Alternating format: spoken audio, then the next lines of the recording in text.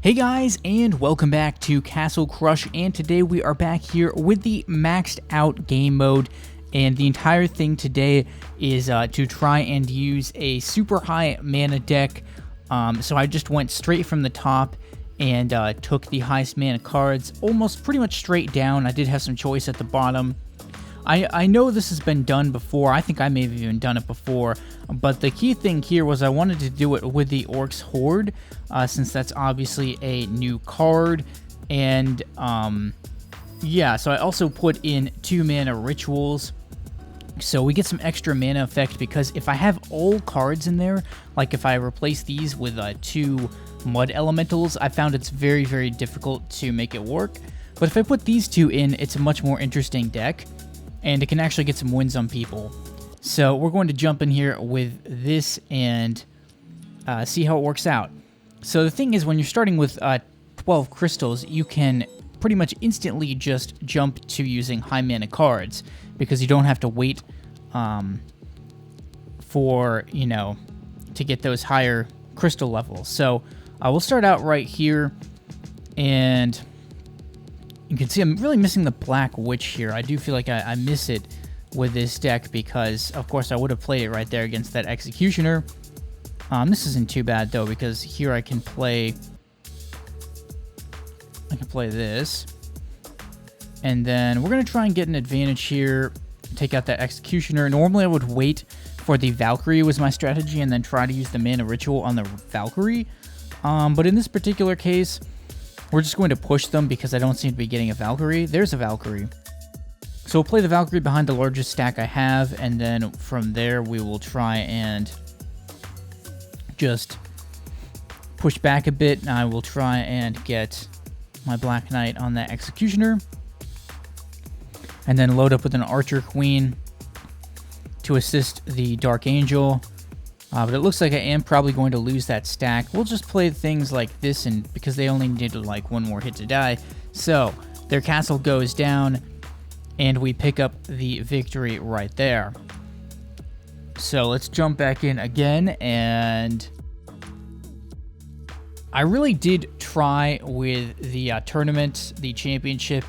So I'll probably show those clips here a little bit later on of what happened there, because I did feel like I made a pretty solid effort. For whatever reason, it just didn't quite work out, but I did get pretty far in, and I had a shot at winning, but it just didn't end up happening, unfortunately. Oh, that's unlucky what just happened right there. We're going to go ahead and play the Skull King, because that may have the best chance at working that out. I probably should have played that in the top lane, but that's okay since they just played a Skeleton Swarm. So now what are we doing? I guess we'll play the Black Knight. I will have to take care of that top lane, and I'll probably do it with the Executioner rather than the Dragon, just because I didn't want them to do too much more damage to my castle. So let's go ahead here and double up on the top lane. The bottom lane is probably going to have a problem soon with that Black Knight getting so low there, but I'll go ahead and play the Dragon just since I'm already halfway pretty much. And interesting. I guess we'll play the Orc Horde, but they have a pretty big advantage in the top lane. I'm not sure if I really want to bother contesting that, or if we'll just try to go for the, I think we'll just try and go for the bottom 2 lanes. So nice play by them, but this isn't over just yet. There's still more to be done here. I'm really pushing in the bottom lane. Oh, unfortunately, good game. Yeah, I should have played a Black Knight or something.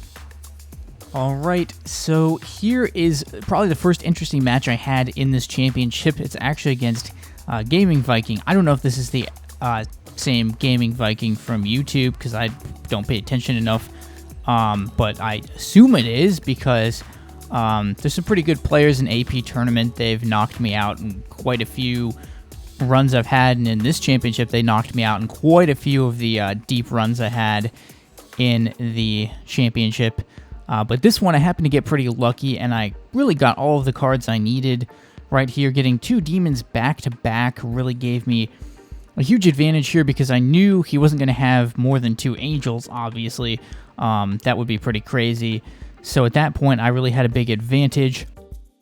And I was kind of able to I just went all in right there. Totally went for the Inferno despite the fact that the Phoenix, I knew it would rebirth. I just wanted to put as much pressure on them as possible. And he makes some nice play there, in theory, with the Spiked Statue, except that I had the Angel. So it didn't do as much damage in the end to the Hollow Knights as it otherwise might have. It might have been a game changer, but between that and the Vampire, he had the right cards. It just, I just had a handful of good cards as well that I was able to get out there with that Blizzard, and then using the Angel to fight through the Vampire. And at that point, I really had the advantage and was able to clean it up. So, nice little win there to start out that run. But as you'll see, that ended up not turning into anything, unfortunately. So I know I said in the other video I probably wasn't going to make this video, but here I am back at round 8, and this is my best run so far. So you can see the deck I'm using. It's the same deck. Almost the same deck that I won the Dark Angel Championship with, except I replaced the Storm Elemental with a Spiked Statue because the Storm Elemental mostly seemed to be dying very quickly. I wasn't having much luck getting it to stay up because that's not kind of really the way I play this deck. So I think the Spiked Statue, very good defensive card against opponents' rushing decks. And you look at the other cards I could include. I don't know, I thought the Spiked Statue was okay.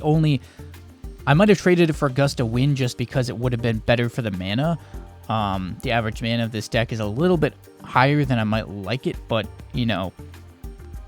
it's okay. And it seems to be playing well, evidently. But it's going to be... Here we go. This is the point in the championship where you start playing some legit people. And I usually just lose to some good players at this point. Who really are just, they're playing every card right, and whether or not I win comes down a little bit more to luck. So let's just play our cards the way that we know how to play them. And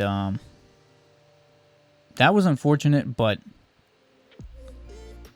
we're going to keep pushing through because I think I know what I'm doing, so... Probably the most important thing here is to try and make sure that I can get my protection down very quickly. And then from there, we can probably try to just rage it out.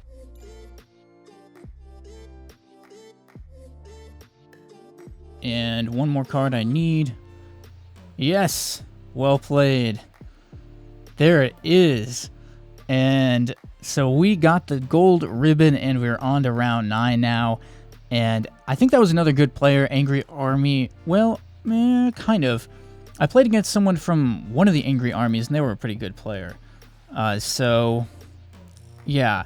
I've had to go against at least 3 people who were over 5,000 trophies. One person who was over 6,000 in this particular run. Some people were a little bit easier, but, you're going to have to play the good players sooner or later. That's usually how these things work. So...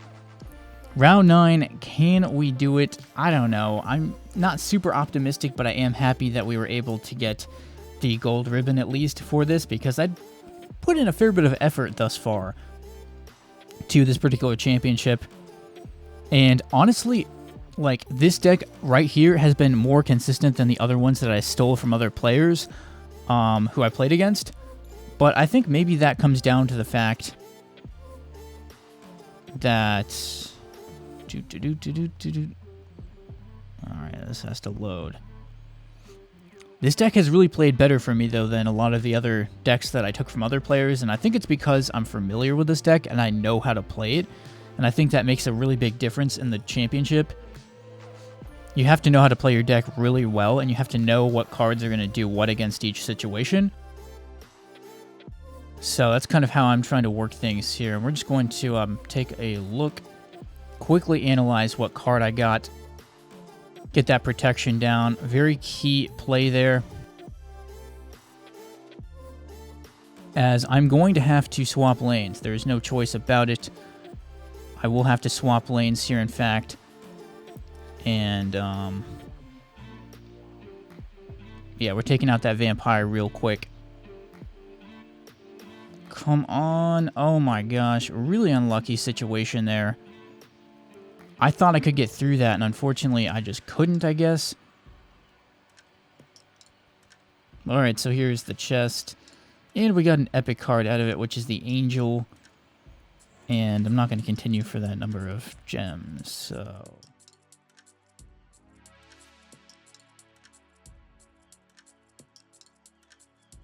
It's kind of bizarre. I've had a lot of trouble facing decks in here that just go down one lane. That's all they do, is they just go one lane and that's it. And I don't know why I'm having so much trouble. I should just be able to go past them, if that makes any sense. I mean, again, here's another one, Spectre. This is luckier because they're not playing like a huge Spectre, but the worst ones, they have like a Spectre with a, they have a Spectre with an Executioner behind it, and that's really hard for me to work against. I was just having so much trouble dealing with that. And again, this is good, but it looks, you know, they're going to get out a really big Spectre here if I'm not careful. I can't really hold my mana rituals like I'd like to. I kind of have to just play them. That's how I'm feeling. So we're handling these top two lanes well. I mean, the bottom two lanes well. I think the top lane's about to become a big issue. So I'm going to get this Executioner going in the top lane. And they managed to get a Spectre going, but luckily it's at good range for my Archer Queen. This person didn't really play quite as well as some of the other people I've played against this deck. I mean, they weren't able to get it going as well, so I think that definitely worked in my favor. So that was a win against a Spectre deck, but I mostly had losses against them, and we'll see if we can change that. So here's a victory chest and Reaper. Nice. Okay, so this time we have the Valkyrie where we won her.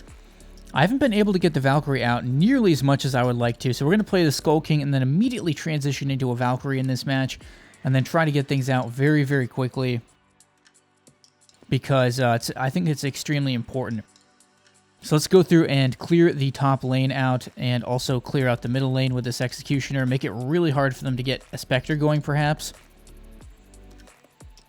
And they're focusing on the Valkyrie, which is understandable. But I've actually managed to keep her up. I've managed to keep the Valkyrie up, and I think that's really key. They only get a +6 Spectre, and now I can probably just push past them for the win if I really keep the heat on here. And it looks like I am going to push past for the win. I don't think they can stop it, so that was a nice pickup win right there. So we're going to play the Dark Angel. And oh my gosh, come on, man. Got to do some serious damage to this Dark Angel. And the only solution here is to use the Dragon's Knockback effect, blowback effect here. And I think that was probably the right play. So come on, we got to get this. Yes. That was super, super, super key. Now let's take care of the bottom lane and quickly grab some fresh mana here